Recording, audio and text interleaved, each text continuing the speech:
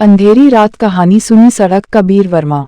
एक अंधेरी रात थी। आसमान पर बादलों का झुंड घिरा हुआ था। चांदनी को बिल्कुल नहीं दिख रही थी। यह सुना जा रहा था कि किसी तरह इस अजब गजब रात का अंत हो। सड़क के दोनों किनारों पर बड़े बड़े पेड़ इतने घने थे कि सड़क पर बिना टॉर्च के कदम बढ़ाना नामुमकिन था। उस समय वहां से एक आदमी गुजर रहा था। उसके हाथ में एक टॉर्च था और उसका हर कदम संभलकर चल रहा था। वह लंबा चौड़ा और बड़ी भयावह दिखने वाला आदमी था। उसकी बर्फीली आंखें और चिड़चिड़े चेहरे से कोई भी आसानी से डर जाता। रामेश, वह आदमी, एक गांव से दूसरे गांव जा रहा था। उसके पास कोई विशेष काम नहीं था, लेकिन उसे अपनी मंजिल तक पहुंचने की होड़ लगी थी। उसे अच्छी तरह से यात्रा का समय नहीं मालूम था जब वह अचानक इस सुनसान सड़क पर पहुंच गया। रात का अंधेरा बढ़ता गया और टॉर्च की रोशनी कम होती जा रही थी। रामेश का मन घबरा रहा था, लेकिन वह हार नहीं मानना चाहता था।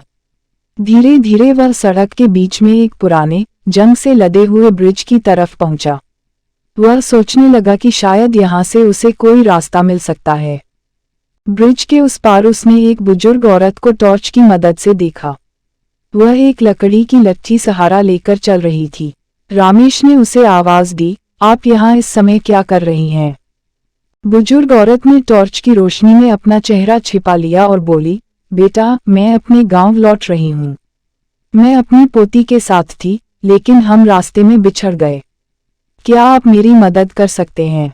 रामेश ने सोचा कि शायद यह मौका है जिसका वह इंतजार कर रहा था।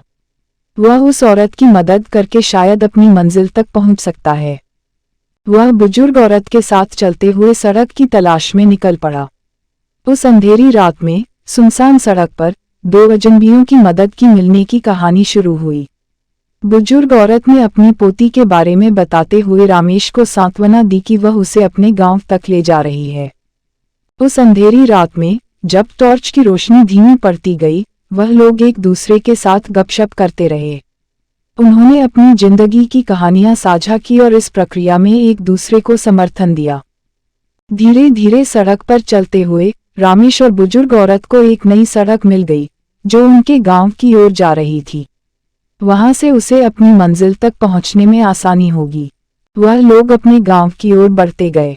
सूरज के उगते हुए साथ अंधेरे ने धीरे धीरे अपनी जगह रोशनी को सौंप दी। रामेश और बुजुर्ग औरत अपनी मंजिल के करीब पहुंच गए थे। अंत में वह लोग बुजुर्ग औरत के गांव में पहुंचे। वहां उन्हें उसकी पोती मिल गई, जो उनके लिए बेचैनी से इंतजार कर रही थी। रामेश ने बुजुर्ग औरत और उसकी पोती को मिलाकर अपना काम पूरा समझा।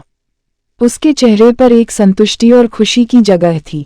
उसकी मदद से न केवल बुजुर्ग औरत और उसकी पोती पुनर्मिलन का सुख महसूस कर रही थी, बल्कि रामेश भी अपनी मंजिल के करीब पहुंच गया था। वह लोग एक दूसरे का शुक्रिया अदा करते हुए अलविदा बोले। रामेश ने अपनी यात्रा जारी रखी, जबकि बुजुर्ग औरत और उसकी पोती अपने घर की ओर बढ़ गई।